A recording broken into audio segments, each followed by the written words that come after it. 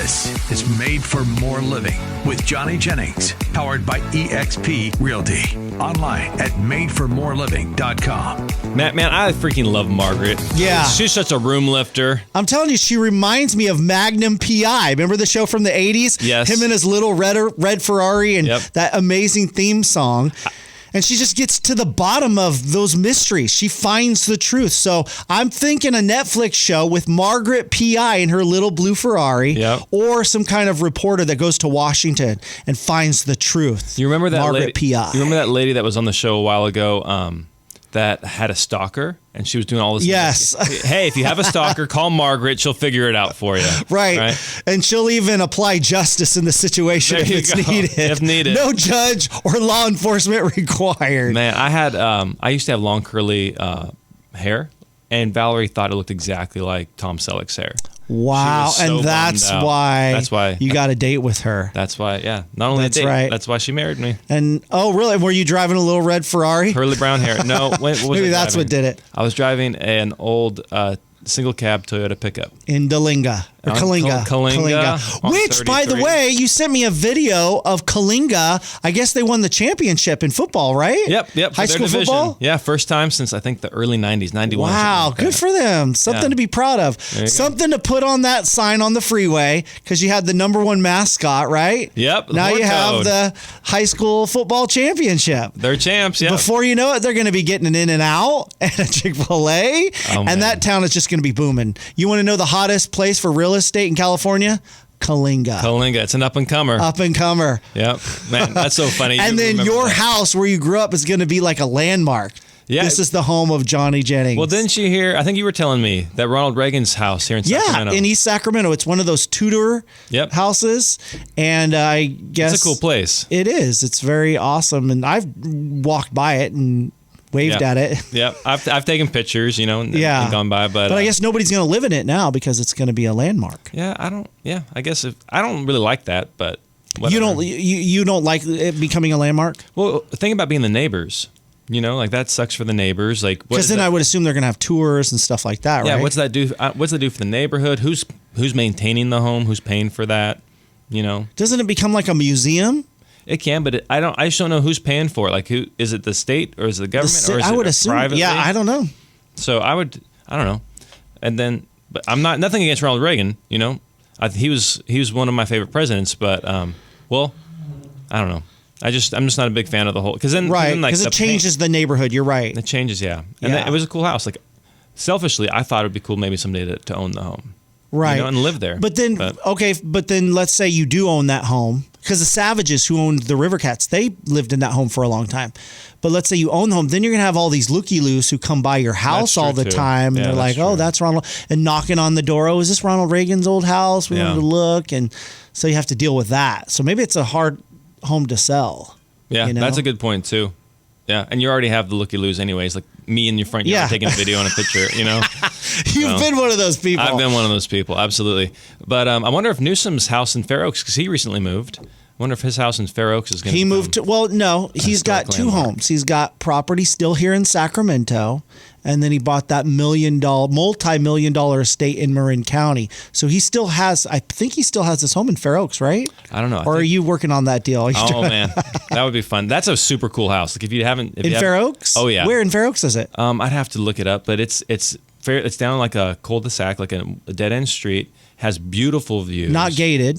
Is it gated community? No, I think the property itself is gated, but it's not like a community. Oh, interesting. community. Yeah. I think he may still live there. It's Is it Spanish for style. work? I love the Spanish style homes. That is my favorite. Yeah. That's what's so great about working for the state, You can have multiple properties, Hey. Marin County, I just think that's awesome. Yeah. I'm in the wrong business. I should Right. not be in private industry. I should work for the Government work. state. Yep. Government pays. work. Yep. And the time off. But We're going to talk about something that really ticks you off and frustrates yeah. you. So this is I don't know. This is gonna ruffle some feathers. Hey, that's what we're all about. But oftentimes, we've said it before on the show, realtors are ranked below Used car lawyers, salesman. used car salesmen, lawyers, like people who are typically not held in high regard. And why is that? I believe it's because the barrier to entry is extremely low.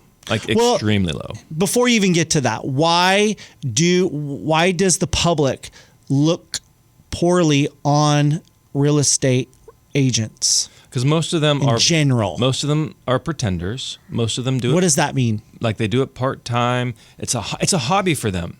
Like they either have another job or they have a spouse that's supporting them and they don't really need to sell. Like that's not their primary income. Like for me, if real estate is not your primary income. And so that reflects on how they perform their job? Yeah. So imagine if you were a hobbyist at radio and you came in an hour every 2 weeks to do some radio. Like you do. Like I do. Like I'm a hobbyist at radio. Sorry. There you go. I had to say that. Oh, man. Below the belt. I'm trying to get on your level here. No, I'm sorry. But exactly my point. Like you're really good at what you do because you do it day in and day out. Right. You do it full time and you've done it for a long time.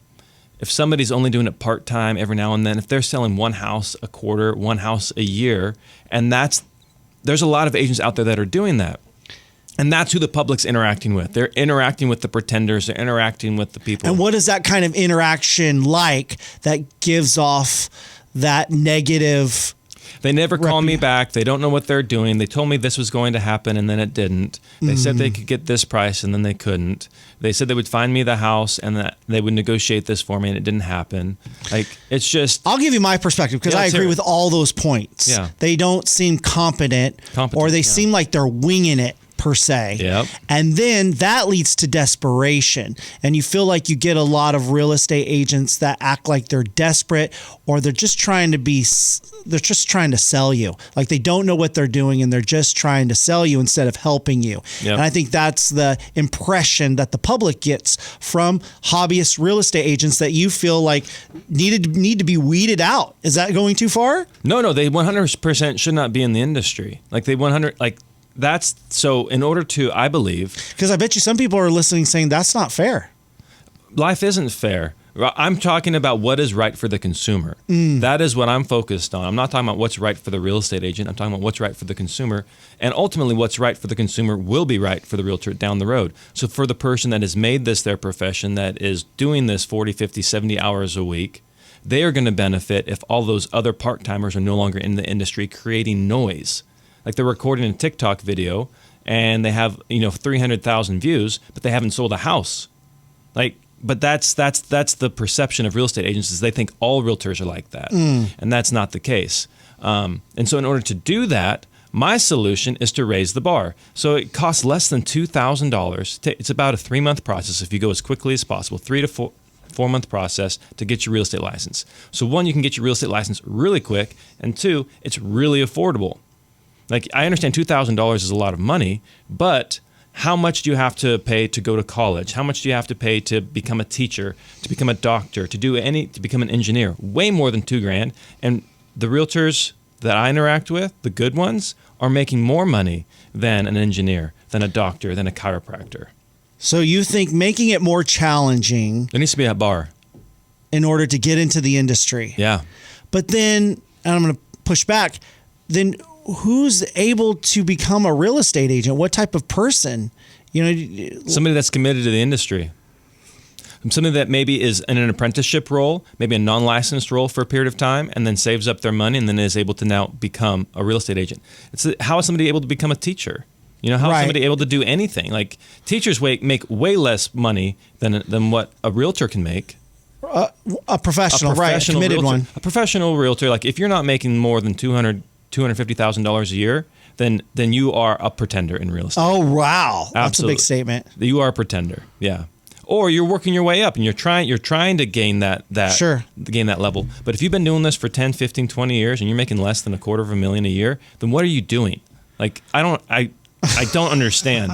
Like, you're not focused full time on the job. You're focused full time on other things, and this is a part-time hobby. So you think the real estate industry has gone long enough in making it such an easy entry level, or an easy entry into the industry, yep. and it needs to be on par with what teachers have to go through, right? I think cost is a good barrier to entry. Like, you can't just walk on to a car lot and walk out with a G-Wagon. Right. There's a barrier to entry there. I agree that the bar should be raised, but I don't know if it necessarily has to be something financial. I would say maybe education. Maybe it has to be a longer education process, more courses, more certifications that you have to go through. But then who's that just increases the costs as well. Yeah. And then the problem with educational courses. So there is a lot of coursework that's required to become a realtor, but it's all irrelevant. The things that make a real estate agent successful comes down to how knowledgeable they are about the process and their marketing. That's not necessarily taught in a course. And so if let's say you had to get a 4-year degree to become a real estate agent, well, now instead of it being $2,000, it's $60,000, $100,000. Yeah, I think that would be hard to argue, though, just to make a fee. Like, just, in order to do this, you just have to pay an enormous fee. So what realtors have to do, and this is oftentimes when people decide to get in and out of the industry, or out of the industry, like exit, because most realtors quit in 5 years, like over 90% quit in 5 years. And what happens is they're not closing any deals, they're doing their regular job, and they're tired of paying these fees. And the fees are typically about $1,000, $1,300 a year, right? And so Valerie and I pay 2 fees, right? One for her, one for me. If you were to jack those fees up to $10,000 a year, all the pretenders overnight are gone. All of them are gone. And that would be my solution, is just jack it up. And you want to do this because you feel like it would benefit the public in the long term. It would benefit the consumer because now there is a barrier, and now the people who are still in the industry are selling, meaning they are helping people buy and sell homes, and you're not getting like you throw a rock, you hit 3 realtors in a parking lot. Because they're realtors, air quotes, but they're also doing other things. Now, in order to succeed, in order to pay that $10,000 fee every year, you have to be selling houses, or else why would you don't? It's an expensive hobby at that point. Yeah. And so that would be my solution: is get rid of the pretenders, jack the fee up to $10,000 a person. You're going to lose 90% of the realtors overnight, but that's okay because only 10% of the realtors are worth keeping. Right. And that would be my solution. It's an interesting perspective for sure. Well, what do you guys think? Give Johnny Jennings your perspective. Do you agree with what he's saying, or do you think he's going too far? How can they reach out? Yeah, so if you want to reach out, you can find us on any of the social media platforms, or you can just reach out at madeformorerealty.com.